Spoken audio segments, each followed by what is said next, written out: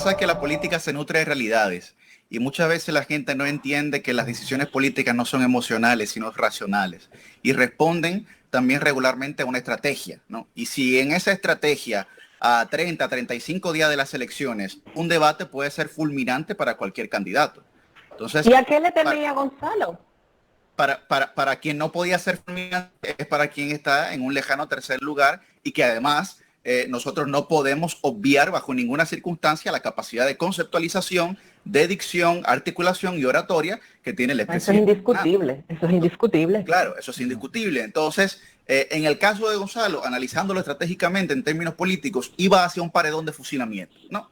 Parecía el coronel Aureliano Buendía, ¿no? Cuando recordaba aquella tarde que su padre lo llevó a conocer el hielo mientras estaba frente al pelotón de fusilamiento, ¿no? Entonces, evidentemente, tanto Luis Abinader como Leonel Fernández iban a atacar en una especie de fusilamiento a Gonzalo Castillo. Ahora bien, lo que a mí me parece... Un 2 para 1.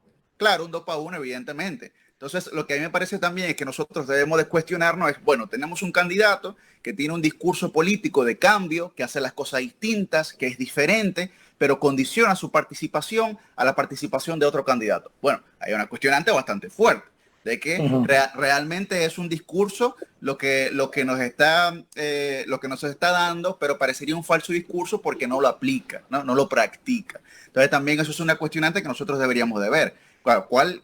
Y pregunta Miral, una buena pregunta, pero ¿cuál es el miedo de Gonzalo? Bueno, que todos me van a agarrar y me van a colocar frente al paredón. Eso es claro, clarísimo. Ahora bien, nosotros tendríamos que preguntarnos también cuál es el miedo de Luis Abinader de practicar lo que predica frente a un opositor como Leonel Fernández. Evidentemente, no encontraría ningún bajadero en el que los términos o resultados de ese debate hubiesen sido positivos para su candidatura. Entonces, los debates suman o restan votos. Y lamentablemente nosotros, reitero, en la República Dominicana no tenemos esa cultura, aunque deberíamos de promoverla. Luis apostó a la negativa de Gonzalo y le salió. Claro, le salió, pero es esa cuestionante, entonces que nosotros nos hacemos, bueno, apostar a la negativa o más bien condicionar tu accionar al accionar del candidato que te adversa, ¿no? Entonces, habría que ver ahí quién está marcando las pautas y quién está colocando la agenda. Entonces, por eso es muy importante que nosotros analicemos desde esas dos perspectivas, de que, bueno, si hay un candidato que me está colocando la agenda y yo sigo lo que ese candidato, bueno, lo voy a dar con hechos, ¿no? Por ejemplo, Gonzalo habló sobre los primeros 100 días de su gobierno y habló de cómo reactivar la economía, etcétera. Inmediatamente hubo una respuesta de la campaña de Luis Abinader hablando de los primeros 100 días de qué él iba a hacer, ¿no? Entonces, la dirección de Gonzalo fue en términos económicos, la dirección de Abinader fue en términos sanitarios. Pero ahí podemos ver cómo se han ido aplicando esas estrategias y cómo se van desarrollando. ¿Quién la coloca primero? ¿Quién la coloca segundo? Pero sobre todo, ¿quién la coloca mejor? Ya, yo quiero compartirte, Yuri, una preocupación y lo hago también a manera de sugerencia. Si algo puedo sugerir ya en esta vida, pero por lo caldeado que está el proceso electoral, por lo dilatado que ha sido, por las condiciones en las que se da en medio de una pandemia, etcétera, etcétera. Yo creo que debe hacerse un pacto de caballeros entre todos los entes que participan en el proceso electoral, sobre todo los candidatos presidenciales, para reconocer la legitimidad del proceso, reconocer el que gane, el resultado, reconocer los resultados, bueno, tal cual se den. Porque ahora especula. Estoy de acuerdo ahora contigo. Yo te invito a que especules. Estoy de acuerdo contigo. Porque yo te digo una cosa, como está la situación, que en medio de esto, el 5 de julio, gane Luis Abinader y Gonzalo y Leonel cuestionen el triunfo de Luis y digan que no lo van a reconocer y que no es legítimo porque si hubo tanto abstencionismo y que si no es esto porque se trabó una máquina allí y vamos a cortarle el agua y la luz a esto. una crisis en este país postelectoral en medio de esta pandemia y de todo esto? No creo que no las merecemos. Bueno, pues yo creo, Roberto, que esa convocatoria al Pacto de Caballeros, hasta lo podemos bautizar con otro nombre interesante, lo podría hacer Telenoticias. Pues yo lo voy a hacer. Desarrollar este proyecto como el proyecto de firma del pacto de los resultados ante la Junta Central Electoral y a ver la respuesta que tiene. ¿Tú crees, Yuri, que Gonzalo firmaría ese pacto por la tranquilidad, la paz y el reconocimiento de los resultados electorales? Definitivamente, pero quiero comenzar con la primera idea que usted planteaba, y es que este ha sido un proceso bastante largo y traumático, y nosotros este proceso lo comenzamos hace más de un año, cuando el presidente de la República, Danilo Medina, dijo, bueno, voy a hablar en marzo sobre la reelección, y a partir de ahí se comenzó una serie de acontecimientos de incertidumbre, de cadenas, que nosotros, la República Dominicana, comenzó a vivir ya un panorama electoral hace más de un año. Ahora bien, en el caso de Gonzalo Castillo yo creo que no habría ningún tipo de duda, porque el que viene diciendo desde las primarias que aceptaría los resultados que ocurriesen es Gonzalo Castillo. Desde la primaria, recordemos que en varias entrevistas el expresidente Leonel Fernández decía, bueno, es que no hay posibilidad de que nosotros perdamos. Y el candidato Gonzalo Castillo decía, bueno, cualquiera que sean los resultados que salgan de estas primarias, nosotros la vamos a aceptar. Y es el discurso también que ha llevado a cabo durante esta jornada electoral, y que estoy completamente seguro que cualquiera que sean los resultados del 5 de julio, Gonzalo Castillo los va a aceptar, como Gonzalo Castillo y también el PLD lo aceptó durante las elecciones municipales, donde realmente no hubo ningún tipo de inconvenientes. El que ganó, ganó, el que perdió, perdió. Ya conforme a los resultados se abocaron a una profunda reflexión de cuáles cosas hicieron bien, de cuáles cosas hicieron mal, pero se respetó el resultado final de esas elecciones. Así que yo creo que el 5 de julio no va a haber ningún tipo de problemas, por lo menos de parte de Gonzalo Castillo, de quien sea el ganador de esta contienda. Nuestro siguiente invitado está tomando buena nota de todo ya para responder a la misma pregunta. Su profesor Eduardo Sanz, no botón, ¿no? Aproveche ahora y suspéndalo, profesor, quémelo ahora. Ahora.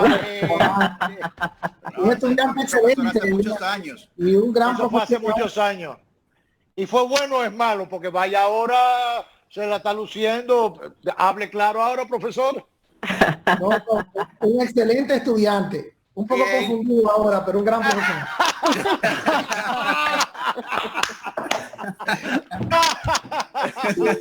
Ay, qué bien. Ya saben, gracias, Yuri. Yo mantengo mi propuesta Yuri, del pacto. Propuesta del pacto, porque fíjate, Yuri, el algoritmo le puede salir lo mismo a Gonzalo que a Leonel. Pero no es manual. No, sí, y hay una parte pero ese algoritmo hay que tener mucho cuidado, porque hay una fórmula dentro de ese algoritmo que es algo a lo que juegan algunos de los candidatos, no solamente en este país, sino en otros países, que es la fórmula de el fraude electoral por parte del organismo o por parte de otra cosa cualquiera.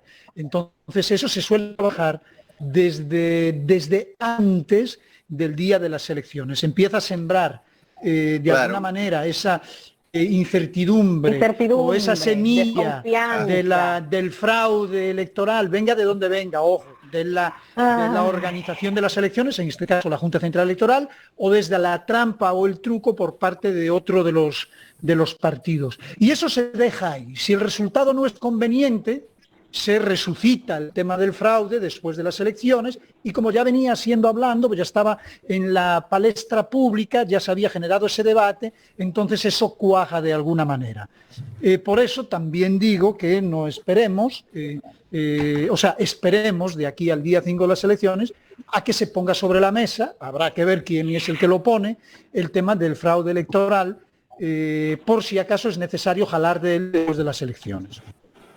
Bueno, yo creo que el propio Orlando Jorge Mera hacía referencia en estos días de que, por ejemplo, la reestructuración, lo dijo ayer o antier, de el Departamento de Informática de la Junta Central Electoral todavía no se ha hecho, tal cual se había acordado después del resultado de la investigación de la OEA, que destituyeron al director del Centro de Informática, etcétera. O sea, todo lo que conlleva eso. Entonces, por un lado, se ha avanzado y el tema de las elecciones en el exterior y vira y torna y esto y la prueba y ya están imprimiendo y todo el mundo revisó las boletas, etcétera. Pero hay todavía unos cabitos que están sueltos y yo insisto, hay que resolverlo, hay que transparentarlo y que todo el mundo esté claro de que está resuelto y que vamos a un proceso lo más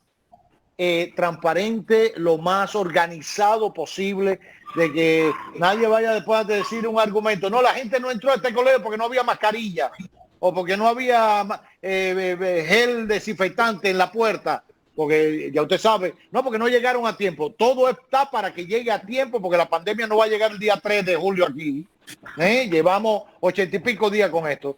Entonces, yo insisto, por un lado hay que seguir forzando y seguir presionando a la Junta Central Electoral a ser precisa, mucho más transparente, informar todo referente al proceso, que todos los partidos estén conformes y satisfechos de cómo va, pero a la par ver cómo avanzamos en un pacto de respeto a los resultados el 5 de julio, porque este país verdaderamente, si bien no es que uno vaya o que estemos a favor de que si hay evidencia de un fraude, no se denuncie el fraude.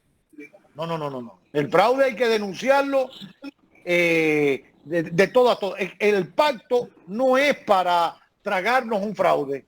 El pacto es para evitar, si no hay elementos de distorsión o de cosas, que cualquiera cabeza caliente, digo a cualquier nivel, no presidenciales, porque estamos hablando de gente con unos niveles espectaculares, Luis, Guillermo, etcétera. Hablo de otra gente que diga, no, a mí me hicieron fraude y aquí el tiro va a estar ñongo. Y se arma una situación lamentable a nivel de diputados, etcétera. Estamos hablando de muchos puestos electivos. Entonces, ojalá pactemos por la tranquilidad de este pueblo, porque nos las merecemos, por la paz entre todos, porque vienen días difíciles por delante en materia del proceso electoral. Yuri, muchísimas gracias. Gracias a ustedes. Tu profesor dice que te corte. Muchas gracias, buenas tardes. No, yo no he dicho eso. Hasta luego. Gracias, Yuri.